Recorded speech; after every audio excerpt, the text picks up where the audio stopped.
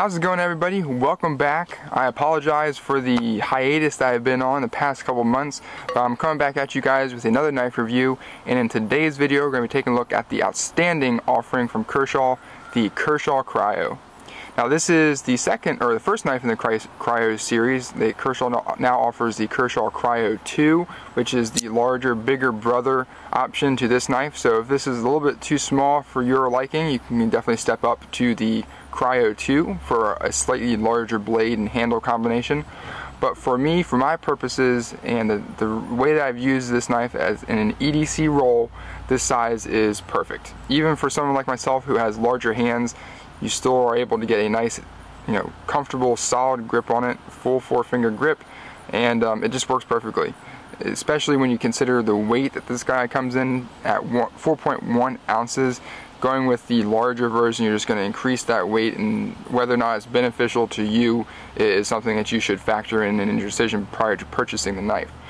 But with all that said, let's jump in and start talking about the design, how it looks, and what I think about it. So I've had this guy for 3 to 4 months now. I've been throwing it in the rotation for everyday carry, swapping out between a couple other options and my old standbys. But I keep coming back to the Kershaw Cryo for several reasons. And the big reason is I think it's an outstanding overall, just all-around knife. Utility, basic simple tasks, but it really is a workhorse and overbuilt that you can do a lot of different things with it and not be afraid of breaking it or putting it in a situation that it won't be able to actually perform and do the tasks that you ask it to. And a lot of that is because of the weight and the way it's built. Again, this guy comes in at 4.1 ounces, so it is a little bit on the heavy side for the size of the knife, and a lot of that weight is coming from the full stainless steel handle and lock bar. Now if you think about the weight, compared to some other knives in the same size category, like the Benchmade Mini Griptilian or Spyderco Delica, you're really getting a lot of weight for a small knife. But again, think about this as a tank, something that you can beat up on if you needed to, but it's still within that form factor for a perfect everyday carry knife, in my opinion. So 4.1 ounces, full stainless steel scale here, and then lock bar on the back. Very nice, stable, secure lockup from Kershaw and Rick Hinderer. This is a Rick Hinderer design. Forgot to mention that. So if you've always wanted that Rick Hinderer style knife but just couldn't afford it, like myself, and didn't want to pay that much for it, this is a great option to get those, the looks, the design elements of it at a cheaper price point. Again, nice lockup, about 50%, solid, no up and down, no side to side play, about 50% lockup, and it has the Rick Hinderer lock bar stabilizer, so it prevents the lock bar from being overextended when you're closing the knife. You can also adjust that with a torque screw. 3 screws there to take the knife down. You have the 2 pillars in the back and then 1 pivot screw.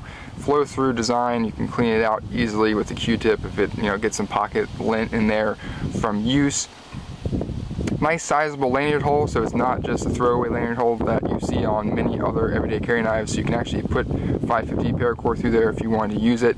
And it has a 4-way reversible pocket clip, which Kershaw is finally doing on a majority of their model offerings, which is outstanding for both the left and right-handed knife users out there. But it also just gives a user an option of which way they want to carry it, tip up, tip down, whatever the case may be. And because you have that ability to switch that pocket clip, you can actually use that lanyard hole if you wanted to put some paracord through that. Haven't had to adjust the pivot. Again, solid lockup even after several months of use. You can see the coating here. It's a titanium nitride coating, so it's kind of like a dull gray gunmetal color. Very sexy color in my opinion, if you wanted to use that to describe a knife. But it wears extremely well. There's very little blade wear on that knife, even after quite a bit of use, and this has been used for everything, not just simple paper cutting and cardboard cutting, but really it's gotten its fair share of tasks under its belt. And you can see the Kershaw logo is still printed on the one side. If you flip it over, we can see the Hinder design, model number, and the blade steel coming in at 8 CR13 MOV. Great blade steel for everyday carry in my opinion. It's on the softer side, but allows the user to be able to easily sharpen it at home and get a nice edge back on it. And this is part of their overseas produced knives from Kershaw, but their quality control is really outstanding, and I don't have anything to complain about with this. So, keep doing what they're doing and giving us a knife at a lower price point, and I'll still keep buying them. So another thing I forgot to mention is the pocket clip. It's a very discreet, low-riding pocket clip, and Kershaw's finally figured out how to do this properly, and I'm very excited to see that. It hides away in the pocket nicely again, very slim, great tension on the pocket clip. Blade deployment, two methods. You can either use the flipper, which was obviously designed for because it's just simple, effortless opening. Comes out very fast with that speed safe assisted opening mechanism in there. Very simple. You can still use the thumb stud if you want to. It still comes out just as fast. I have found that since I have a larger hand and my fingers kind of get in the way of that flipper, that if I just scoot my hand back a little bit to get to that thumb stud, it makes it much easier to deploy with them. Otherwise, just pull out your pocket, use that flipper, and you're good to go. So overall, I've been very impressed with the Cryo from Kershaw. Maybe in the future, if I have a need for a larger version of it, I'll pick up the Cryo too. But right now, this guy fits the bill. I've been extremely happy with it. The weight does factor in a little bit, but again, I think it's more of a benefit than a drawback.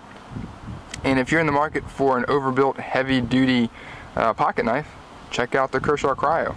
Thanks again for watching, everybody. I'll have more videos in the future, and I hope you guys stick around and keep watching. Thanks. I'll see you later.